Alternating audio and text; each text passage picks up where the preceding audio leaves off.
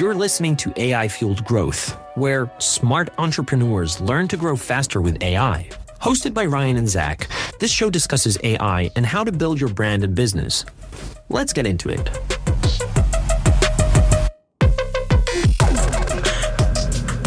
Well, Zach, welcome back to episode 4 of the AI Fueled Growth podcast. Crazy. What a journey.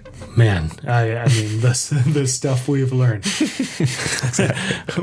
I can't wait for a year from now. I know. We'll see. We'll pros. See. Speaking of learning stuff, we together, we're playing around with some AI video today. And would you say it's fair to say that we suck? I mean, I don't know what you're talking about. I think it's the best video we've ever made. It's incredible. No, it's terrible. It's so bad. I was gonna say, man, I'm worried about your quality assessment. But no, it's bad. It's super bad.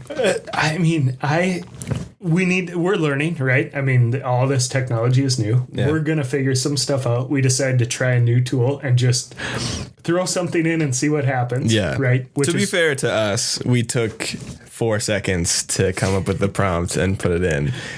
I think we probably could make something better, but this video that we made is what happens when you don't take the time to do that. Exactly. It's exactly what we've talked about on the previous 3 episodes, right? You can't just take your first result. Yeah. Even though in some cases it's hilarious. We will play the video, cut it in, whatever. Zach's going to add it to this. So if you're listening audio, go to YouTube or check out our Facebook page or something. But the point being, they're doing video and photography through AI right now is much harder than producing other sorts of content. Yeah. Right. But it's like producing any other sort of content. Yeah. It's a skill. Yeah. Right. So experience. Yeah. Time playing around.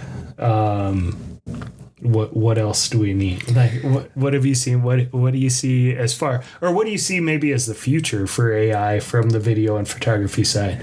I don't know. I mean, I think where it's at is already pretty wild. You know, there's the classic, what is it? The Will Smith eating spaghetti videos. Have you seen those? Yeah. And just, the first one was 4 years ago, and now where it's at is wild. So I think it's advancing in a crazy way, but to the average user, you're probably not yet going to be able to not even unlock, but just to kind of prompt out that good a video quite yet, unless you've built up the skill of prompting and the particular AI tools that you're using. So it is, I think, crazy advanced and really wild, but maybe it still requires a lot of skill, I think. Right. I think it is building up that source file too, just like we talk about building up your brand info and getting good written content out of ChatGPT or whatever. You need to build up your background on that, build up your brand voice and that thing. It's also true with video. Like the better your source that you're providing and making modifications to, and also it appears the shorter the shorter it is, the more effective it's going to be. But like I've played around with photo AI. Is super cool. Photo.ai.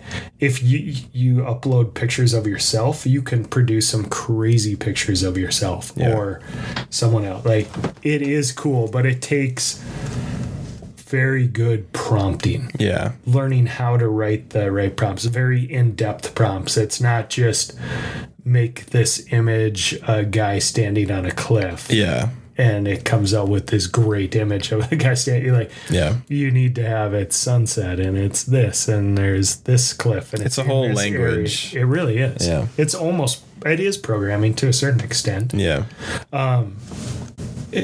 Well, and prompting in general, I've noticed there's the 2 forms, right? Like, if we're just having the conversation with AI and we have it go back and forth with us, we can produce some great content. Yeah. Or if we have an excellent written prompt, or something that carries over, we can get great content. Yeah, exactly. And so it's building those back and forth. And that's where I definitely, where our video went wrong is we went to ChatGPT and said, give me a script for a video of X, right? Yeah. I mean, just on Growth Forge Studio. And then we just pasted that script into our video. Yeah. Generate, which, to be fair, the video generator we used, and I'm not going to say what it was because I'm sure it does better work than what we produced. Yeah, we'll have to get rid of that watermark on this. Oh, did we? Okay, fine. I don't care if anyone knows who it is because it's our error. I'll own up to that. Yeah. We just pasted the script in where it said add a script, and it would create it. And then we took the first options of each thing. Right? Yeah. So it's not shocking. It's terrible. It would be interesting to spend the next couple weeks in there. Let's see what we can get by the end of July. How about that? That'd be cool. That's my challenge to you, Zach. Okay. Let's take this script. Yeah. We're not going to change the script. We can change the prompt, though. Okay. And I want to see what video we get by the end of July. We'll see what we can get. Sounds good. On that same note, kind of the second half of this conversation, I'd love to talk about the coding tools. Vibe coding. Vibe coding is that's all I hear about now. I'm going to vibe code. Anyone can be a coder now. Yeah. The programming is dead. Engineers are done, right? Wow. I've tried that a lot, and I've tried in-depth prompts. Yeah. And I've gotten things that work. Sure. But I still think you gotta know how to code. It's just like, if you're gonna do good marketing out of AI, you have to have some basis in marketing. Yeah. If you're gonna produce good video, even though it's AI, you still need to have an eye at this least, point. Yeah.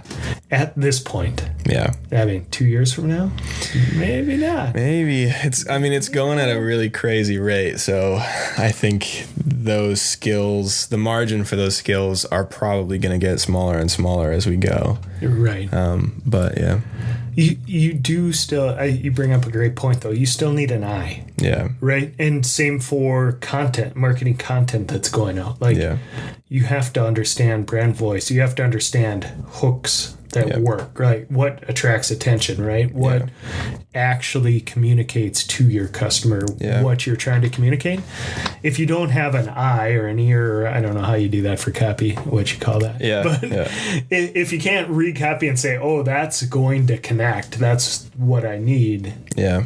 Then you could produce content all day and not get anything, right? Yeah. Well, I think that's the side of it that I'm not necessarily worried about with AI is there is still the need for a human eye and a human voice and human creativity to be a part of it, where it's, using a tool to create and generate that faster and more maybe efficiently than you could before. But you still do need to have an innate creativity to know, like you said, what will connect with people or what is beautiful or what, And so I think, there is still a need for human creativity within AI generated content. Absolutely. You're reminding me of back in the early 2000s, which, just a note, because we're into July. I read this today. Sorry, quick aside. Yeah. We are now closer to 2050 than we are to the year 2000. I hate that. Because we're into July of 2025. We're closer to 2050. Oh, anyway. No. So, feeling old. I was working. I had been working for quite a while, even in still the early 2000s. Yeah. But I had an art director that would just look at stuff and say, I don't like it. He wasn't my favorite art director to work for. Sure. But okay, I'll just create a whole bunch more stuff, and you can tell me, I like it when I see it. Yeah. I know it when I see it. Yeah. So you need to be an art director, you need to be a manager, you need to be whatever that is to get good results out of AI currently. You have to have that eye. You have to know what you want. You can certainly use AI, we've talked about it a ton, to brainstorm, to create that development, to develop those ideas. But you have to be the manager, you have to be the art director, or direct the copywriter to find that.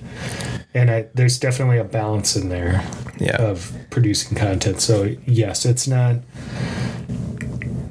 perfect by any means. Yeah. Well, I think that's the part that probably never will be. We're always going to connect to human art more than generated art. Like there's something different, even if it's hard to tell, if, is this an AI generated or not? Yeah.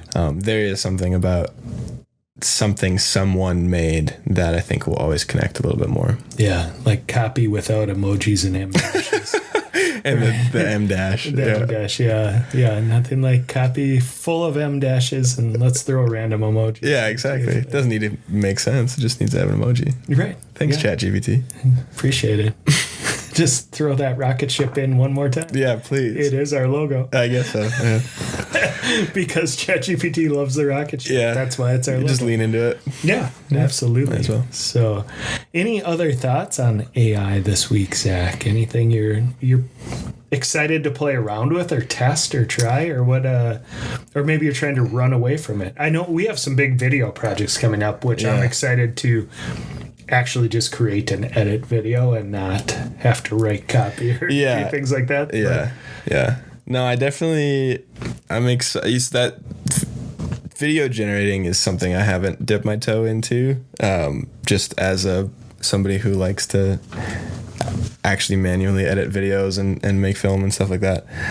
That's an area that I've kind of kept separate. So it'll be interesting to see what that program can do with AI, with generating video, and how even AI will streamline the process of editing video too. I think that there's a lot of future in that. So yeah, I'd be interested. If somebody wants to create an AI agent out there, here's an idea for you. How can you take all the clips and bring them into Premiere already color-coded? Yeah. Can you color-code all my locations automatically? Maybe Premiere has there is some good AI in Premiere. It's starting to. AI, Premiere and DaVinci are starting to have some pretty significant... Premiere more, but starting to have some pretty significant AI features that you have to know how to use pretty thoroughly, but they're getting in there. I just think like from a time thing, when you're color coding the location stuff. Yeah. I mean, I like my timeline to be sorted. Yeah. I spend a lot of time doing that, and then I'm like, oh, did I need to? Until you come back to it 2 weeks later and have to edit, then you're like, oh, thank goodness I spent the time. That is nice. Yeah, for sure. All right. Well, Zach, I am going to be out of town, so we're going to leave this shop in your capable hands next week. Awesome. I'm excited to hear how things go. Yeah. Hopefully I don't burn the place down. We'll find out next week. Okay. Thanks, Zach. See ya.